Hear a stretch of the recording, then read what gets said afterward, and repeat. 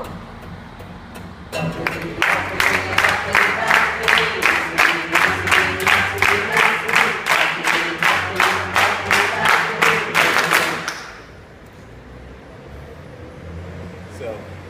another year has passed, and Coach 4 on the balcony again in 2014. We've got three of our coach members here. Do you want to introduce yourself? Hi, I'm Callum. Hi, I'm James.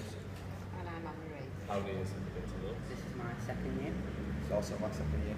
My 15th year. Right, so I've got a couple of questions to ask you here.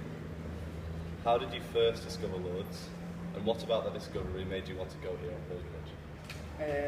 I got quite friendly with a few of the people that are already on Coach 4, and the way that they spoke about the experience of Lords, it just seemed great, and I thought, why not give it a try? And it was successful last year, so I decided to come back again this year. Same to you, James. Why did you come? My dad was a staff member, get it right this year, and a coach since I was a little kid. And then my sister started coming, and then a few of their friends and my friends. I just wanted to see what it was about, and it's one of the best weeks, so back for a second year. I was asked by the coach leader 15 years or 16 years ago to come because I was the district nurse at the time. And I went to the week and I came just for the once. And that was 15 years ago. I've been coming since. So we just can't stop. So the second question is, to what extent does Lords come home with you? And how do you think it changes you as an individual?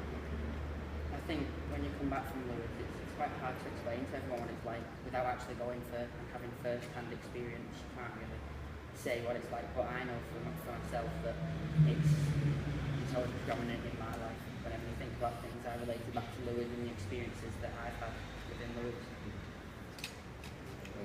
Coming to Lewis definitely gives you more confidence with doing stuff, so if like there's ever something he's doing, you're more open to volunteering and not just sitting back. Well, I'm a school chaplain now and I've been for the last 14 years. And for me, it's about giving this experience to other young people and encouraging them to just go forward and strengthen the faith. That's why. That's great. Thanks so much, guys. We'll be back tomorrow with another interview, but for now, we'll see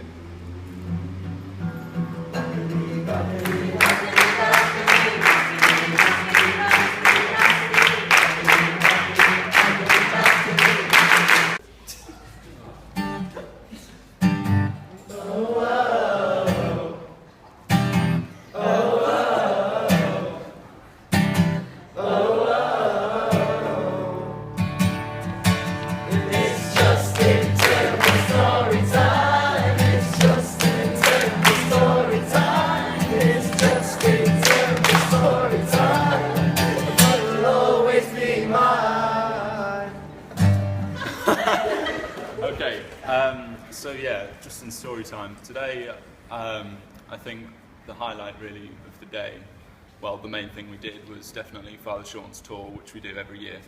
But well, this is my second year, so I've only done it once before. Don't start with me. All right. But there was this really nice thing we did today where we went to, I don't really know what to call it. It looked a bit like a sort of exhibition for this saint called Maximilian Kolbe. And I found like that whole sort of experience. We saw this presentation that was quite inspiring, and then this. Was he an actual priest, or was he just sort of, yeah, I assume he was. Oh right, okay, just a brother. Okay, yeah, well we saw him like give a bit of a talk. And as he was talking to us as we were looking at this exhibition downstairs, I was just thinking, oh, I can tell what he's talking about, because this Saint Maximilian Kolbe, he suffered through the Nazi concentration camps. And the way this brother was talking about it just made me think about something I've recently read in a book about this Jew called Viktor Frankl, who was a psychologist who was sort of trained in, Freudian tradition. And this story I read about him was that even though the Nazis were doing all these terrible things, trying to take away all his dignity and all of that sort of stuff, what he sort of found was that he had the power to choose how he responds to the situation the Nazis were putting him in. So he actually had this freedom from within him to just, well, not be okay with it obviously, but just sort of be able to keep going. And that inspired a load of other people in this concentration camp. And I think that's very similar to what Maximilian Kolbe was doing, where he sacrificed his life for another person. So he's spreading this like great spirit throughout this terrible situation. And I just think that it's amazing that you can get such a terrible situation like that, but you still have all these people who are so inspiring and set an example of how to be such an amazing person. And I think, I don't know, I spoke to this brother about that connection that I made, and we were chatting shortly before we had to go, but I thought it was just such a powerful connection, and it really sort of touched me today, and I think that's my highlight and story of the day.